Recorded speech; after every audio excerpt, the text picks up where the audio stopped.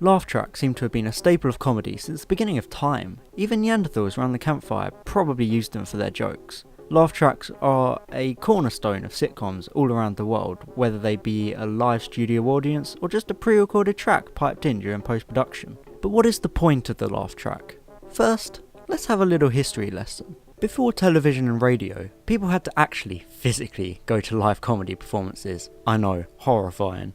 Truly the dark times. However, the inception of radio and television posed an interesting predicament. If everyone is consuming media alone, how will they know when to laugh or if a joke is important? This led to live recordings of comedy performances in order to emulate the crowd-based atmosphere of physically attending a show. Keep this in mind, this will come up later. This later evolved into pre-recorded laughter thanks to Bob Burns making then offensive but well-received jokes on the Bing Crosby show Philco Radio Time in 1949. The jokes themselves were cut, but the laughter was so impressive that they were kept as recordings by audio engineer John Mullin, who later used the laughter to improve a later program of the show. A similar style of joke manipulation was introduced to the silver screen by Charlie Douglas's sweetening technique, and later his invention of the mysterious laugh box. But this is a story for another time. Anyway, that's the main stuff and all you really need to know for this video, so let's get back on topic, shall we?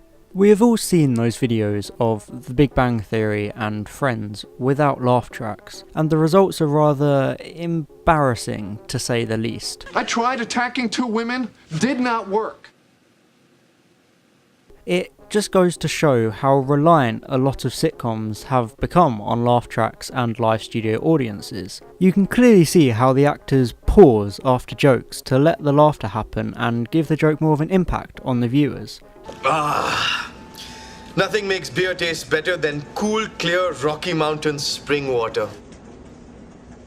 Stripping away laugh tracks from a laugh track heavy sitcom can have a very noticeable effect on the viewing experience. Red Dwarf is a long-running sci-fi British sitcom that began in 1988 and follows the wacky misadventures of Dave Lister, Arnold Rimmer, the cat, and later Crichton the android aboard the mining ship Red Dwarf. Ever since it began, the sitcom has used laugh tracks in every episode for all the relevant jokes. Shouldn't this plug into something? Oh yeah, that joins up with the white cable. The white cable? Yep.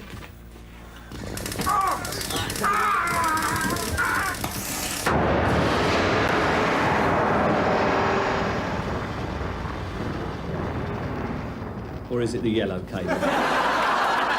Yes, it should have been the yellow one. However, if you happen to be watching the show on Netflix, you'll notice that the first 3 episodes of Series 7 mysteriously have no laugh tracks at all. I am a total twonk. How could I have been such a saliva-dribbling, moronic, brain-frozen, putsy little smegger? It's good, that book on self-enlightenment, isn't it? The courage. This strange anomaly is due to these episodes being the extended editions, which were released separately and included deleted scenes but no laugh tracks. The original episodes do have laugh tracks as normal. Regardless of the reasoning behind all this, the effect it creates is what we are going to focus on. The lack of laughter in these Red Dwarf episodes leads to a rather uncomfortable viewing experience. If you've been watching every previous episode, you have become used to about 16 hours worth of laugh track supported jokes. You come to expect the laugh track to follow every necessary joke. You're so used to it that when Series 7 rolls around and you don't hear the laugh track, it feels so weird and kind of wrong. Even if you're new to the show and you don't expect a laugh track, it still feels weird when they pause for the laughter after a joke. Yeah, but surely... There was nothing we could do to save them, sir. So you mean, now we've got no poppadoms at all? No poppadoms, no curries. All the Indian food supplies have been totaled. I'll have to survive without them then. The lack of a laugh track pulls the viewer right out of their immersion and makes them feel pretty uncomfortable. It is like an action movie, but the guns stop making sound halfway through the movie. Taking a laugh track out of a sitcom with laugh tracks is a lose-lose situation. This brings me to my theory of laugh track conditioning. I believe that over time, audiences begin to unknowingly grow reliant on laugh tracks in certain contexts. People get so accustomed to the laugh track format that you cannot write a show for a laugh track if there won't be a laugh track used, and vice versa. You cannot flit around and randomly add or remove laugh tracks because viewers will notice and they will hate it. I think that sitcoms are allowed a 1-episode grace period at the start, kind of like a pilot episode. Well, the way they pick TV shows is they make one show. That show's called a pilot. Then they show that one show to the people who pick shows. And on the strength of that one show, they decide if they want to make more shows. Your first episode can contain a laugh track, and if it does not work, the second episode onwards can have no laugh track. Conversely, if your first episode does not have a laugh track, you're allowed to put one in for the second episode onwards. The second episode seals the decision and locks it into place. You cannot change it. You just cannot go from a laugh track to no laugh track and then back to a laugh track again for the third episode. You cannot seesaw like this because it would create a muddled and confused tone that makes the audience feel weird and uncomfortable. Ultimately, things will just be off-putting.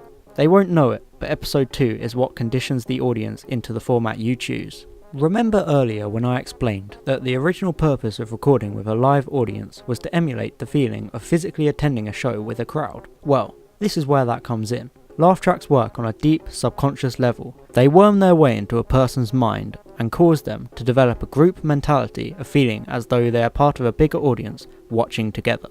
Even if someone is sitting alone watching a sitcom, they feel the illusion of company as soon as that laugh track kicks in after a good joke.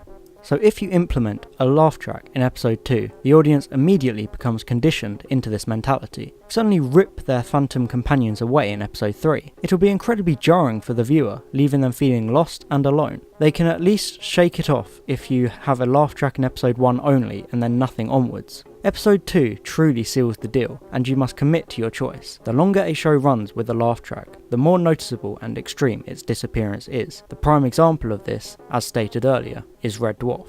In closing, laugh tracks slightly alter the brain and cause a small and subtle, yet important change in how we consume comedy. If you use laugh tracks, you better be aware that your viewers are conditioned, and so you should try hard not to upset the fragile state of their conditioned brains, because after all, laugh tracks make anything funny.